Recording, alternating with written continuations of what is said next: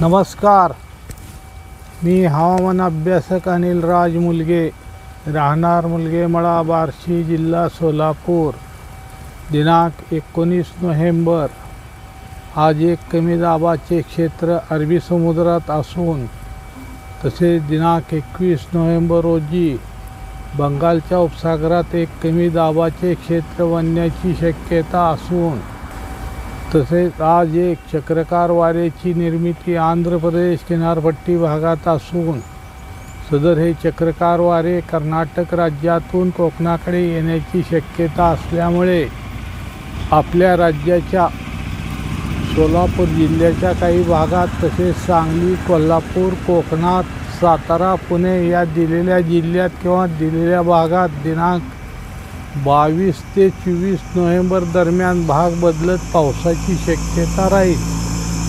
तो कोणत्या जिल्ह्यात कशा प्रकारे पडेल ते रोजच्या अंदाजात सांगितले जाईल.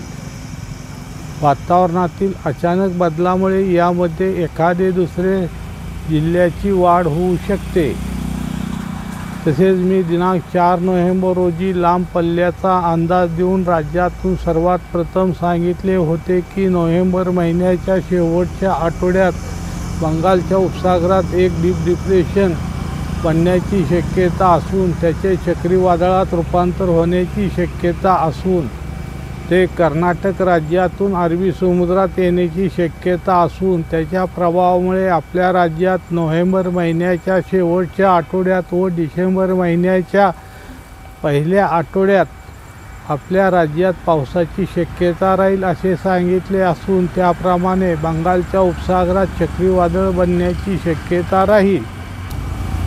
त्याबाबत मी दिनांक 15 नोव्हेंबर रोजी सदर चक्रीवादळाला सैन्यार हे नाव दिले जाण्याची शक्यता पण मी प्रथम सांगितली असून दिनांक 17 नोव्हेंबर रोजीच्या अंदाजात सदर चक्रीवादळामुळे देशाच्या बऱ्याच राज्यात पावसाची शक्यता पण सांगितली आहे.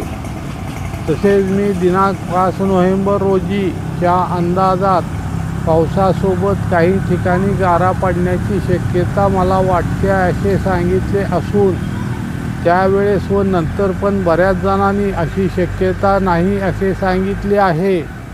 तरी पण अजून या गोष्टीवर म्हणजे पावसासोबत काही ठिकाणी गारा पडण्याची शक्यता मला अजूनही वाटत आहे.